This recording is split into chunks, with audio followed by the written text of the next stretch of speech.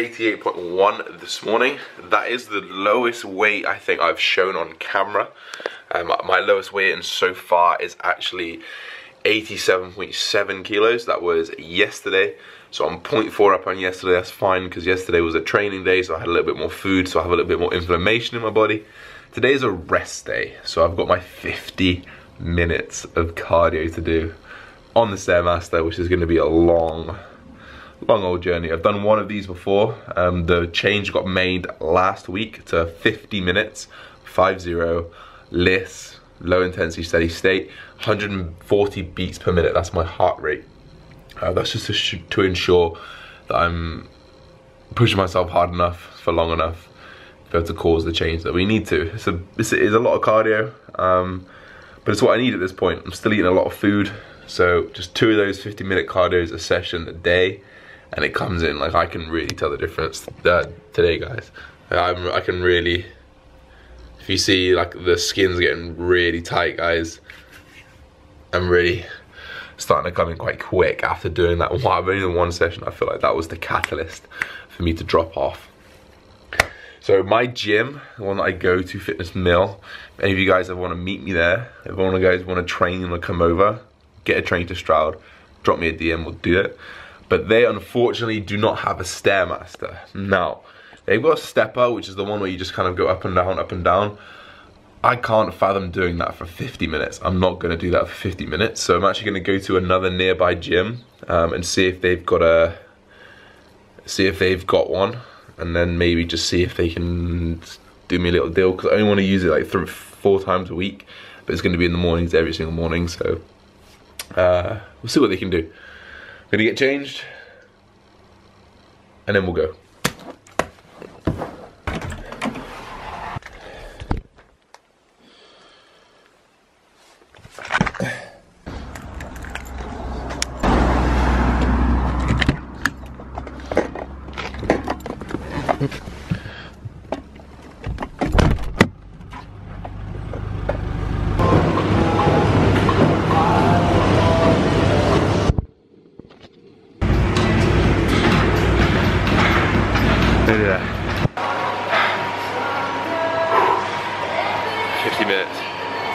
Done.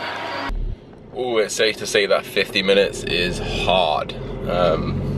First 20 minutes definitely is alright. After that last half, like literally the last half an hour, oh, my legs hurt, but I'm sure I'll get used to it over the time. It's only my second session, so pretty brutal. Today, guys, I'm gonna show you through a full day of eating on a rest day. So, for those of you that don't know, I'm sure a lot of you do if you watch my videos or follow me on social media. I have different macros, different calories depending on which day it is. Obviously rest days, our activity level is a lot lower, therefore our calorie need is a lot lower. A lot of the time last year I just ate the same every single day, and I didn't actually change or make any adjustments for my rest day. So essentially I was eating less food on my training days to account for the less activity on my non-training days.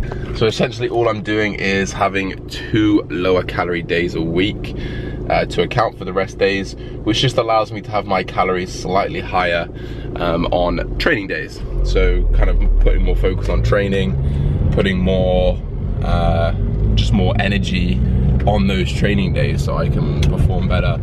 And then essentially retain my muscle better. That's the thought process behind it. I will go more into depth when I start eating about the macro difference, and actually I'll tell you the calorie difference as well.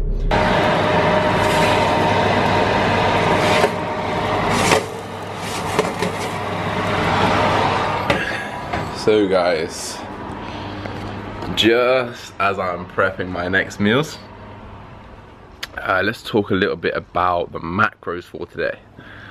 Also sort my hair out. So macros for today, protein is exactly the same at 330 grams of protein. We won't go into that, we've already been into it before. I then drop my carbs. So my carbs on training days are around 400, 350. I can't remember off the top of my head.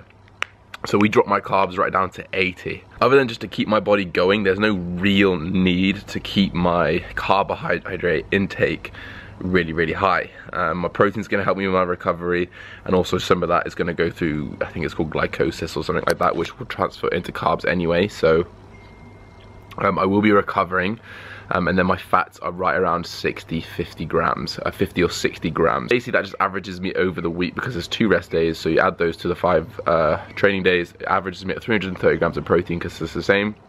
I average about 300 grams of carbs now, and my fat is right around 70 grams a day. So you can see there's a considerable dip in carbs on this day. I mean, it's something that I'd really recommend you guys to try, because you can just have so much more energy on your training days, and you can really go after those sessions, which in turn burn more calories anyway. So we're kind of conserving the carbs today, ready to use even more tomorrow. So it's a very good technique, which I've only just started implementing. Well, I only implemented while training with JP.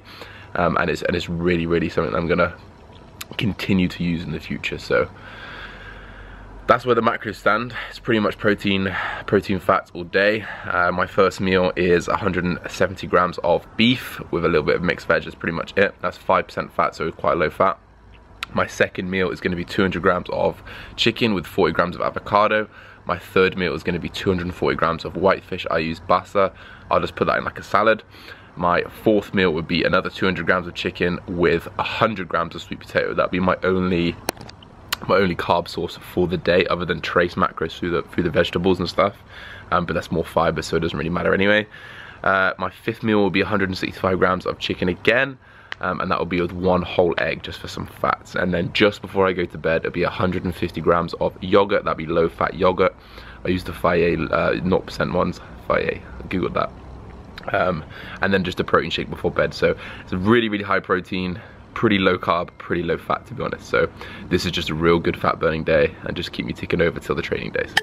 Ooh, wow, what a great meal. Ooh, wow, what a great meal. Guys, this is meals 2 and 3 of today. I actually just missed my first meal. Well done, full day of eating. I've done really well there. So first meal, I already told you guys, the beef meal, that had to go down very quickly, just because I was shaking and I'm ready to eat. So let's go for a walk.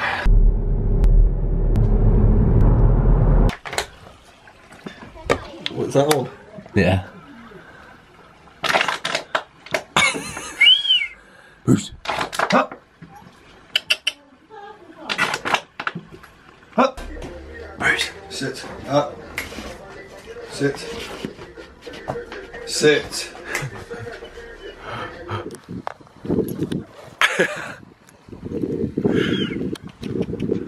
Is that it?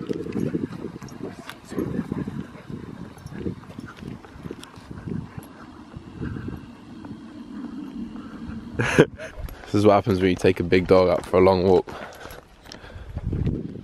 Yeah, big Brucey's flaked. Tired.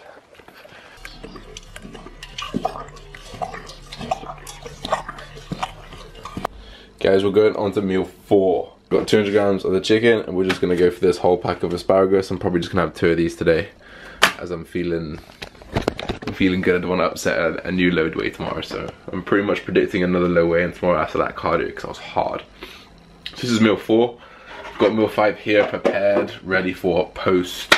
Like I'm gonna go to the gym with Tom, who's placing out right now. You guys know Tom, you've seen him before, he's over there.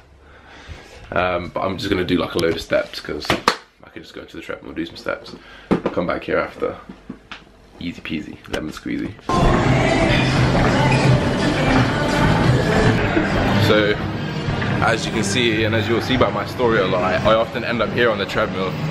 Really, it's just because where I live, it's just fucking hills everywhere, so I'm not gonna walk around on the hills because it fucking kills me. Gotta save it for the lifts. Instead, I just come to the gym, can stick my headphones on, podcast on, next to my boy who's wet right now.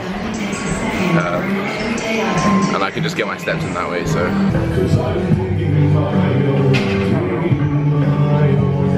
Yeah? Yeah. Yep. Baby is back. So guys, we're gonna delve a little bit into why we separate our carbs and fats, and why I'm keeping these pre, intra, post, and then post workout. There's a few reasons. The main reason just being having full control over the macronutrient that you want to utilize at that moment in time. Now, if we're doing anaerobic exercise, a carbohydrate is the best source of energy, the quickest source of energy. It's stored in the muscles. We can use it straight away. So that is why when I'm anaerobically working out, doing bodybuilding exercises, going to the gym, lifting weights, creating progressive overload, this is a demand that needs an immediate energy source. So carbohydrates become the most efficient way of doing that. And if I was to introduce fats into the mix, that would just be more calories being taken from fats rather than carbohydrates, which is not what I want to do, because I want to be using the carbohydrates. So just splitting those allows me to use them differently. Like, if don't get me wrong, you'll use the energy from fats, but not as quickly, not as efficiently, not as how we want to do it when we're looking to prioritize training and to save as much muscle as possible. So that is the main reason. That is really the main reason. It's just becoming, you know, the captain of your macro ship as such, if you want to break it down like that. So placing my fats and proteins in the morning, having that fat a slower burn.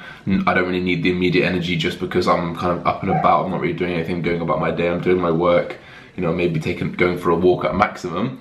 But that slow burning, that slow release energy really helps over time. So that's why I have the protein fats in the morning and the protein fats in the evening, is because we don't really have the demand for it.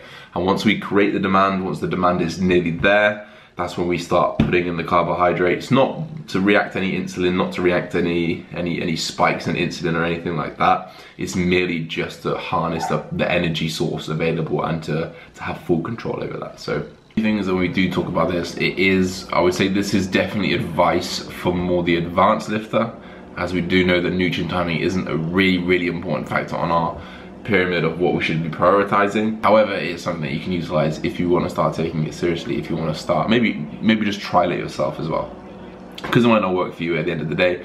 And that is the thing, guys. Adherence is the most important thing. If you're not doing something that you can adhere to, or if you're doing something that you can't adhere to, you definitely need to change that. So if you do go to protein fats in the morning and you just can't do it because you need your big bowl of oats in the morning, or you need your big bowl of oats before you go to bed, that's what you should do, because adherence is the most important thing. So don't worry too much about it, guys. It's just something that I wanted to touch on, so don't worry too much. And yeah, guys, just cooking up my last meal. Uno egg, and I got my chicken already cooking here. So final egg is final egg. Second to final meal, penultimate meal, is going to be one medium egg, which is about 50 grams if you guys want to get technical. Don't count, I always just get the same ones. And 165 grams of chicken. And then the meal after that is going to be 150 grams of this yogurt, which I was talking about earlier. And then 25 grams from whey, which I'll have later on when I get home, just before I go to bed. So nice and easy.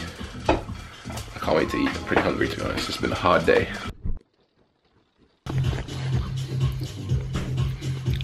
Smaller spoon lasts longer. So I tend to just round up my night just by eating this. It's really easy. Thank you. Most people mix their wheys and stuff with the yogurts, but I don't really like doing that. I just have my whey separate, so I'm just gonna do that after this. Hope you enjoyed this short video. Rest day calories, rest day food. It's been fun. Not really too much exciting except for a lot of walking, hence the kind of short video. Try to get a little bit of information in there where I can. Don't forget to like, comment, subscribe, guys. See you in the next one. Peace.